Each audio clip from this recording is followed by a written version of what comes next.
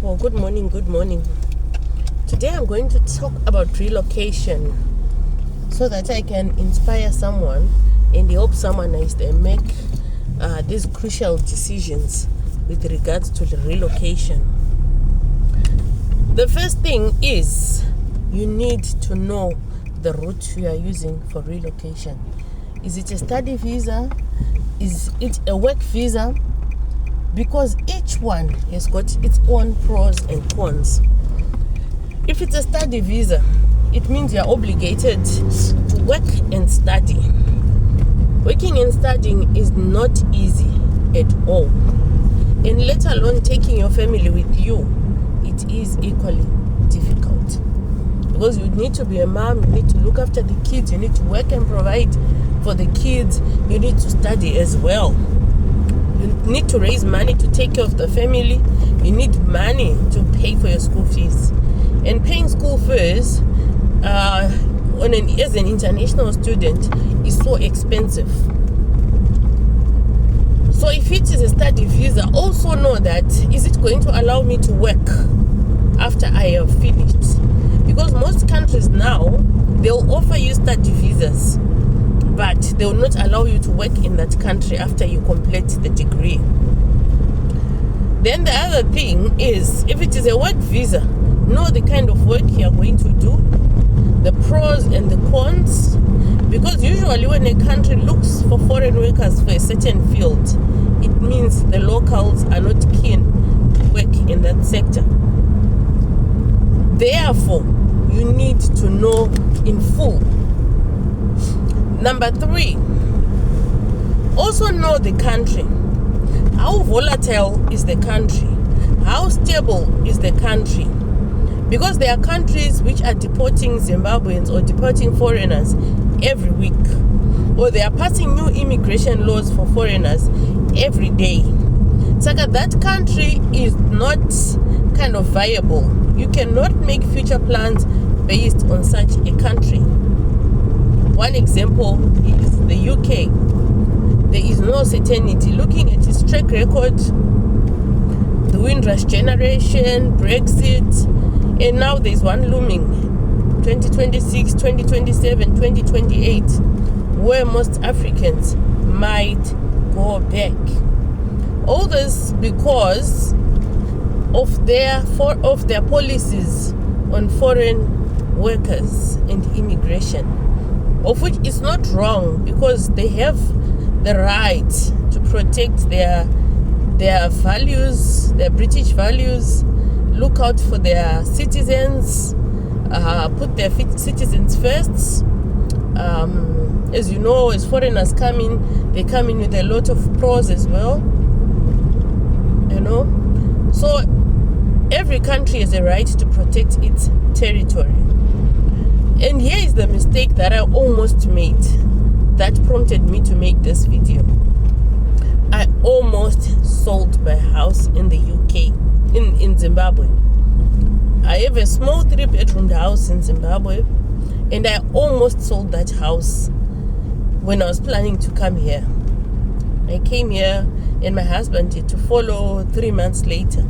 And in those 3 months, I was looking for money for them to come. And the money I was looking for, oh my God, the pain.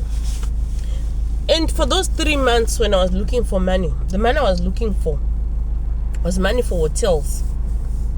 Money for hotels, because it was during the COVID isolation period.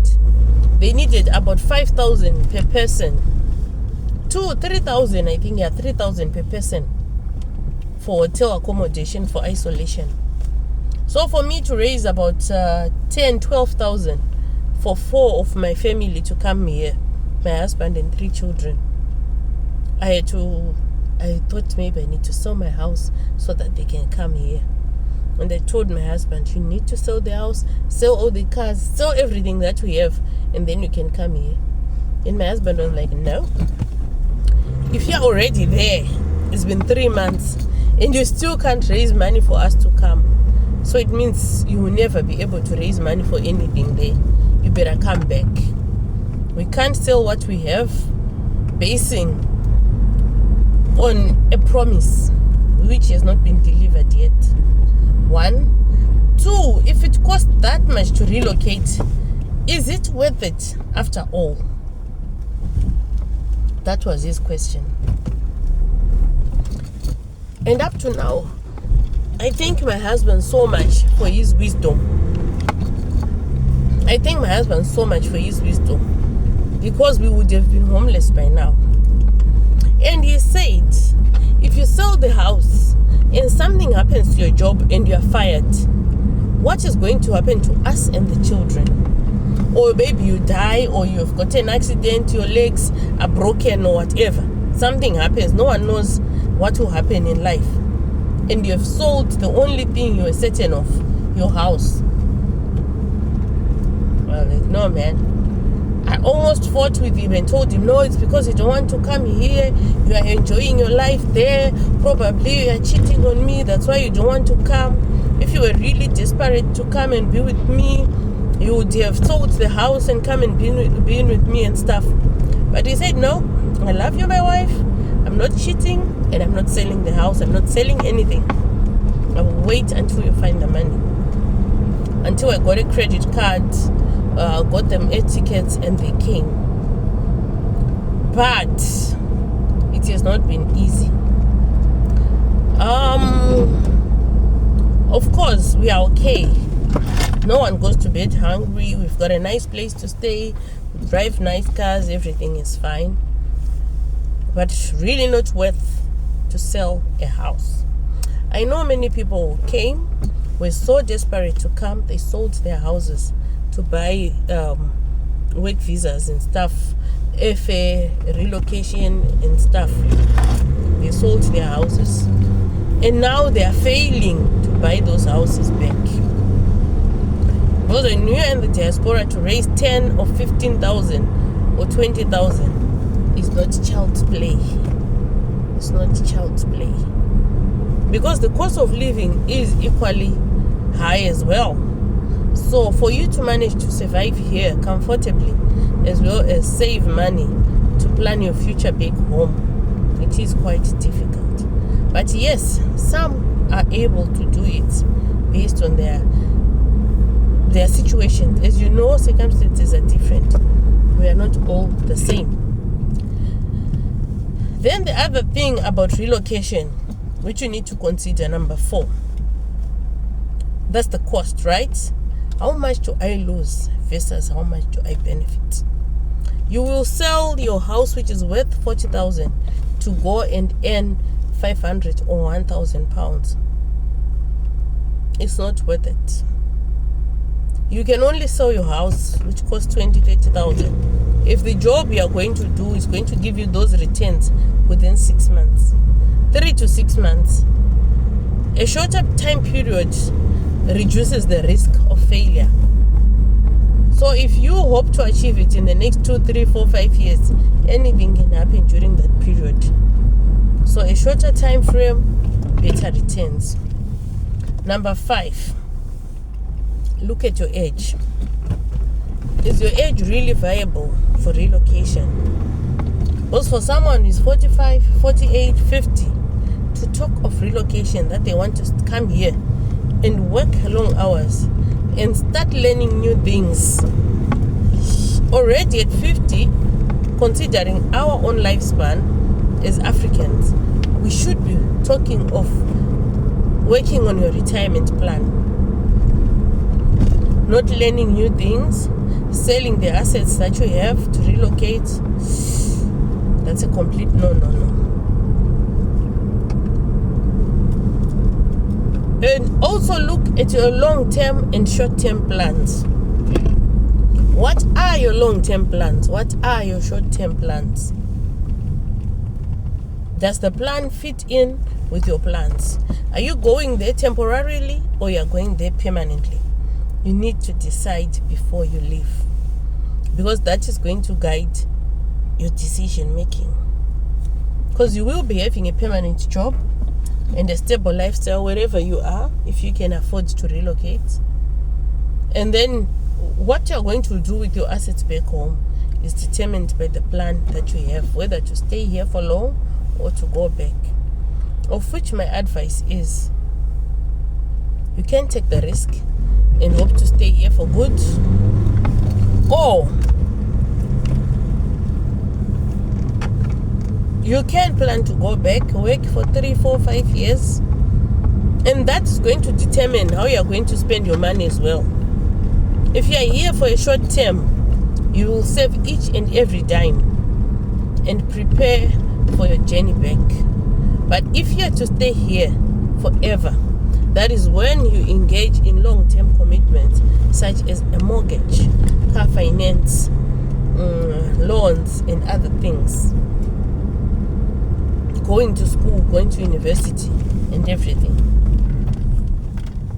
Based on your long and short-term plans. So you need to determine, what is it that I want to get out of this journey. Having said that, consider your children as well, their strengths, the future for them as well. Because you may think that I'm doing it for the kids, and then the kids will struggle. You end up losing your kids to drugs, to a lot of immoral things, depression, suicide, murder. A lot of things can happen. So it wouldn't really be advised. You have to look at your children's personalities, their potential. Are they going to be able to cope in such a situation based on their personality?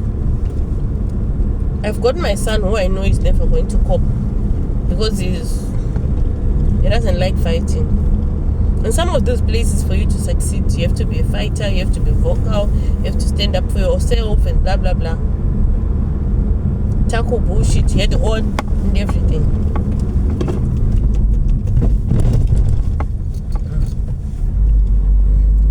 So as for kids, you have to know what it is that you want for your kids. So the relocation journey has got a lot of opportunities to offer, but there are a lot of decisions to be made. There are a lot of factors to be considered. You just can't up and go. And most importantly, what does your spouse say? Does he support it? Back home, how are you living? Was your spouse supportive?